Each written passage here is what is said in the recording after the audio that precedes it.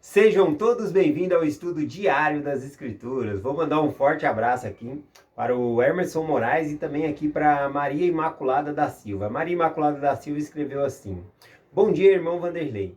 Eu preciso de Jesus Cristo todos os momentos da minha vida. E aí ela escreve um trecho de um hino, dizendo assim: Careço de Jesus nas trevas e na luz. Sem ti a vida é vã. Sou pobre sem Jesus. Até amanhã. Gratidão pela sua mensagem, tá bom? E hoje eu tô bonitinho aqui, Porque conferência da estaca, tirei o cabelo para lavar, Tô um pouco bonitinho hoje aqui. Bom, hoje eu vou compartilhar com vocês a mensagem que eu falei que é muito interessante, tá bom? Aliás, eu convido vocês a, depois dessa mensagem, quando vocês tiverem tempo, estudar Gênesis 48, tá bom? Para fazer um pouco mais de sentido aí a mensagem que eu vou compartilhar com vocês. Eu acho que demoraria para mim explicar aqui tudo, uns 30 minutos, Mas eu vou fazer mais rápido aqui, só para dar uma menção da mensagem, e aí vocês podem buscar mais a fundo aí na escritura, tá bom? Então vamos lá. A mensagem do Vem Segue-me dessa semana, nós compartilhamos Lucas também. E Lucas, lá em Lucas capítulo 5, versículo 10, Jesus Cristo disse para Simão assim, ó: e disse Jesus a Simão: não temas, de agora em diante será pescadores de homens, E essa frase aqui sobre se tornar pescadores de homens faz muito sentido com uma frase que tem lá em Gênesis 48, tá bom? Só que lá é imperceptível para nós por causa da tradução das escrituras que nós temos.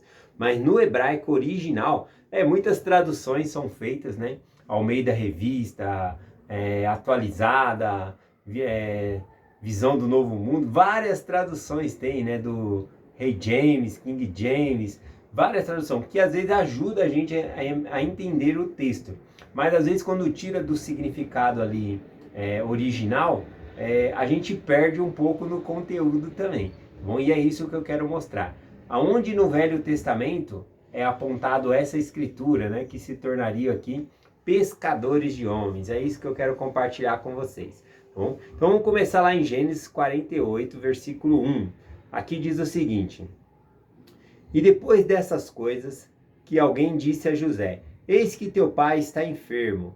E então tomou consigo seus 2 filhos, Manassés e Efraim. Observe que ele fala na ordem do primogênito. Sempre no Velho Testamento, no Novo, quando vai mencionar uma genealogia, primeiro o mais velho, tá bom? Então, Manassés, ele era o primogênito de José. Por isso que aqui na ordem fala Manassés e Efraim, tá bom? E aqui, esse alguém que foi avisar que o pai dele estava doente, era justamente alguém que o pai dele enviou para chamar, No versículo seguinte diz assim, ó: e alguém anunciou a Jacó e disse: eis que o teu filho José vem a ti. Esforça-te, Israel. E assentou-se na cama. Bom, então essa mesma pessoa avisou a ele, que olha, seu filho vem aí, tá bom? Com seus 2 filhos. E olha que aqui a tradução também no hebraico original tá diferente, Aqui diz que ele esforça-te e senta-te na cama. No hebraico tá, e ele se esforçou e pôs-se sobre o seu bordão, O bordão é aquela bengala, um cajado, ou até mesmo usado ali como uma muleta, Era um bordão, Então o bordão significa... Então no original fala que ele se pôs sobre o seu bordão e não sobre levantou da cama ou coisa assim, tá bom? Mas a tradução que nós temos fala sobre a cama aqui. O versículo continua dizendo assim, ó: e Jacó disse a José: o Deus Todo-Poderoso que me apareceu em luz na terra de Canaã e me abençoou e disse-me: eis que te farei frutificar e multiplicar, e farei de ti uma multidão de povos. Então ele está explicando para o filho dele, José, que o anjo apareceu. Quem é esse anjo, Esse anjo foi o próprio Salvador, tá bom? Vou explicar um pouquinho aqui e mais para baixo vai dar para ver que realmente esse anjo que apareceu, a qual Jacó fez convênio, é o próprio Senhor Jesus Cristo, tá bom? A gente vai rever um pouco sobre isso aqui, tá tá bom? Então não se importe se a mensagem ficar um pouquinho comprida hoje. Se você não tem muito tempo, assiste 10 minutos, alguma coisa você já aprendeu, tá bom? Não tem problema. Mas essa mensagem vai ficar um pouquinho... Se fosse para mim me estender mais, né, seria uma mensagem mais completa, mas eu quero fazer um pouco mais rápido aqui, tá bom? E aí a gente pode ir em Gênesis 48 e pegar, estudar, né, o contexto todinho ali. Não estou lendo todos os versículos aqui, né? Então aqui ele está explicando para o seu filho José que ele recebeu uma bênção por convênio e que essa bênção abençoaria todos os povos da terra, que dele viria multidões de povos, né, de nações ali. Então ele está explicando isso para José por quê? Porque ele vai abençoar, ele tem que passar essa bênção adiante, ou seja, a bênção era de Abraão, Isaac e Jacó. Então estava em Jacó e Jacó teve os 12 filhos e agora ele tinha que abençoar um para presidir todas essas bênçãos, né, que iria recair todas essas bênçãos aqui, tá bom? Então ele mandou chamar José lá com seus 2 filhos, né, Manassés e Efraim. Continuando no 5, diz assim, ó: agora, pois, os teus 2 filhos que te nasceram na terra do Egito, antes que eu viesse a ti no Egito, são meus. Efraim e Manassés são meus, como Rubens e Simeão. Reparou uma coisa aqui? Sempre no Velho Testamento, ou até mesmo no Novo, quando vai mencionar uma genealogia, sempre chama o primogênito primeiro. Mas aqui Jacó, ele já sabendo, explicando a José, dizendo, né? Olha, eu tenho uma bênção para dar que vai multiplicar os povos, né? É uma bênção que vem lá de Abraão, Isaac, e parou em Jacó. Jacó tem que abençoar alguém que vai ter multidões de povos, multidões de nações ali. Então ele já está explicando isso. Então, na hora dele chamar o José, ele falou: agora os teus 2 filhos, eles são meus. Assim como Rubem e Simeão. Então aqui é uma adoção. Ele está adotando os 2 filhos de José para ele, vai ser dele, tá bom? Ele até depois, se ele quiser estudar mais aí, ele vai falar que os descendentes de Manassés e Efraim seriam de José, mas Efraim e Manassés seriam deles, vai adotar como filhos, tá bom? Assim como se tivesse nascido dele mesmo. É essa a explicação aqui. Outra coisa interessante aqui, que quando Jacó vai mencionar o nome dos meninos, né? Aliás, não eram tão crianças assim, eles eram grandes já, né? Dito que já eram bem adultos aqui quando foi acontecer. A gente sabe isso por causa da idade de Jacó, quando ele morreu, quando ele chegou lá e tudo. Então, enfim, olha só. Aqui diz o seguinte, ele falou: Efraim e Manassés, ele mudou a ordem de propósito. Ao invés de ele falar o nome do primogênito, que era Manassés primeiro, ele não falou Efraim e Manassés. Aqui mostra que ele já mudou a ordem de quem deveria ser chamado. Ele já sabia em quem ele ia depositar essa bênção. O versículo 9 em diante continua dizendo: e disse-lhe: peço-os, traz-os aqui para que eu os abençoe. Porém, os olhos de Israel estavam carregados de velhice, já não podia ver. Ou seja, ele estava cego, né? Já com a velhice ali, a visão debilitada, estava cego já. Continuando, Israel disse a José: eu não pensava ver o seu rosto, e eis que Deus me fez ver a tua semente também. Engraçado, né? Que ele mesmo cego, sem poder ver ali, ele enxerga que Deus deu um milagre muito grande para ele, porque ele pensava que o filho dele, José, havia sumido, morrido, e agora não. Além dele ver José, né, chegou uma época da vida dele que ele perdeu, por mais que ele acreditasse que José estava vivo, ele perdeu as esperanças de ver José, e ele então disse que pensou que não veria mais a face de José. Porém, agora Deus abençoou ele tanto que ele estava vendo os netos dele, né? E agora ele está adotando esses netos aqui. Isso é lindo, né? Esse capítulo é muito lindo, eu gosto muito de Gênesis 48. Né? Ele continua dizendo aqui: então José os tirou de seus joelhos e inclinou-se em terra diante de sua face. Então José, ele tirou os filhos dele do joelho de Jacó, né, do pai dele. Essa termo aqui, tirar dos joelhos, significa que é um procedimento de adoção, tá bom? Lembra lá que quando Jacó, né, ele se casou... Outra coisa, né, que eu fico dando muitas informações, aí fica muito grande a mensagem, mas existe uma diferença entre poligamia, tá bom, e casamento plural.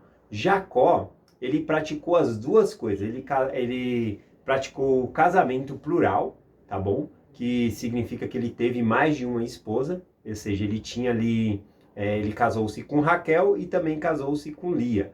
Depois foi-lhe dada mais duas mulheres para ele ter filhos. E o termo que as mulheres dele deu, tanto Raquel como Lia, para essas mulheres dar filho a Jacó, é que elas daria filhos sobre os seus joelhos, ou seja, sobre a doação. Os filhos que elas iam ter seria adotado pelas essas mães e Jacó, tá bom? Seriam filhos de Jacó como adoção. Então, casamento plural ele fez porque ele casou-se com Raquel e Lia.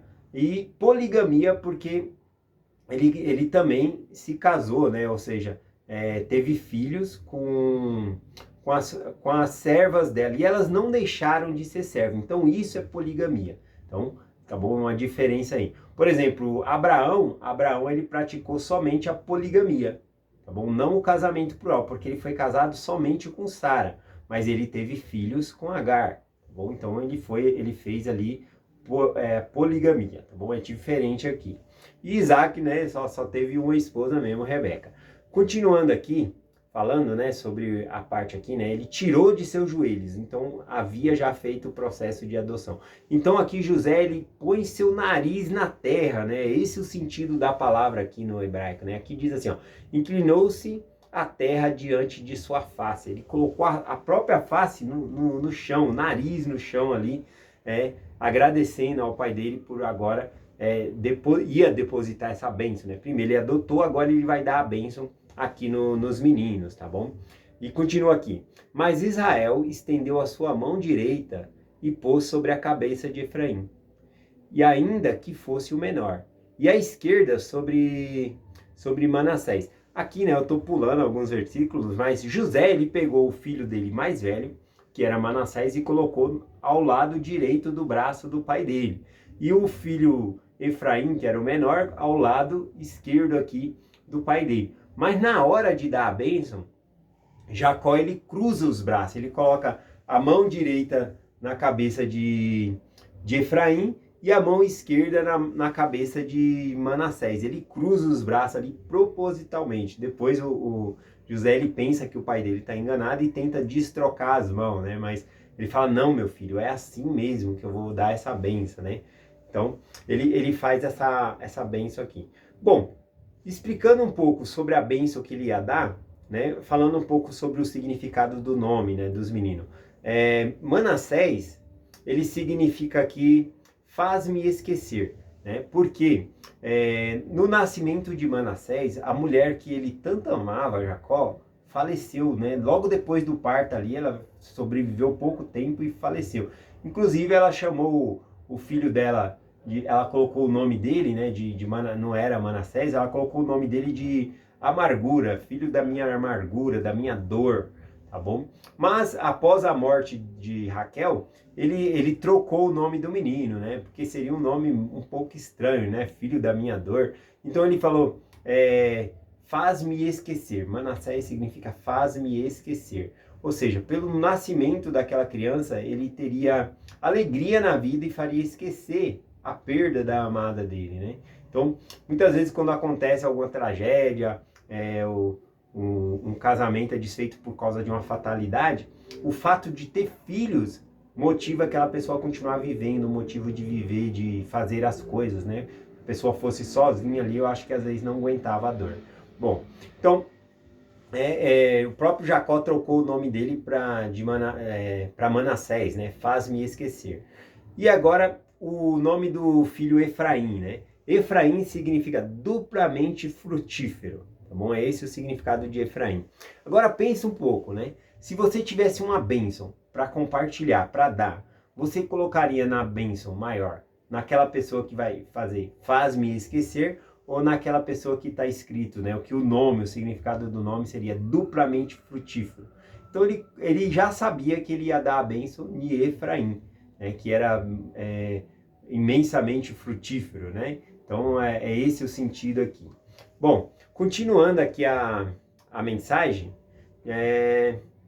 ele abençoa, né? Ele começa a proferir a bênção aqui, né? Falando do anjo aqui, eu vou ler essa parte aqui para mostrar, né, que o anjo que apareceu a Jacó é o próprio Jesus Cristo, né, que é anunciado muitas vezes no Velho Testamento como o anjo Senhor, tá bom? Por exemplo, aqui no versículo 16 ele diz assim: o anjo que me redimiu de todo o mal e abençoe esses rapazes. Veja que ele está falando do anjo que o redimiu de todo o mal, de todo o pecado. Quem é o que nos redime de nosso pecado, que pagou pelos nossos pecados? É Jesus Cristo. Inclusive, é o nome de Cristo que ele está usando para abençoar. Ou seja, em nome desse anjo que redimiu o mal, né, que ele está mencionando aqui, abençoe essas crianças, né? E aí, então, ele começa a dar a benção aqui. Esse versículo aqui que eu falo que mudou, né? Ele continua dizendo assim, ó: e o anjo que me redimiu de todo o mal, abençoe esses rapazes. E seja chamado neles o meu nome, o nome de meus pais Abraão e Isaque, e multiplique-se em multidão no meio da terra. Essa parte aqui que está a parte que foi mudada, né, na versão que nós conhecemos aqui. Aqui está desse jeito na nossa tradução: multiplique-se em multidão no meio da terra. Só que no hebraico original não está escrito isso, né? No hebraico original está escrito como peixes em multidão no meio da terra. Isso nós podemos ver na Almeida Revista e Corrigida de 1969, né? Nessa tradução traz a tradução literal do texto, que seria aqui, que abençoa ele como peixes em multidão no meio da terra. E essa parte multidão aqui, usada para peixe, só serve para peixe no hebraico, não serve para outro. Eu vou dar um exemplo aqui. A gente tem manadas, né, de gnu, de bois, que serve para manada. Nós temos matilha, que é só para cachorros, né, coisa assim. E para peixe nós chamamos cardume, né? Cadume, né? Então essa palavra cadurme, eu sei se eu estou pronunciando certo aqui, cardume, né? Só serve para peixe, não serve para cachorro, não serve para boi, não serve para nada, só serve para peixe. Essa parte aqui que está dizendo uma multidão de peixes, essa multidão aqui só serve para multiplicar peixe, não dá para outro tipo de palavra no hebraico, tá bom? E aí, quando foram traduzir aqui, né, pegaram mais peixe, né? Como assim abençoou ele para que seja como uma multidão de peixe? E ainda diz, né?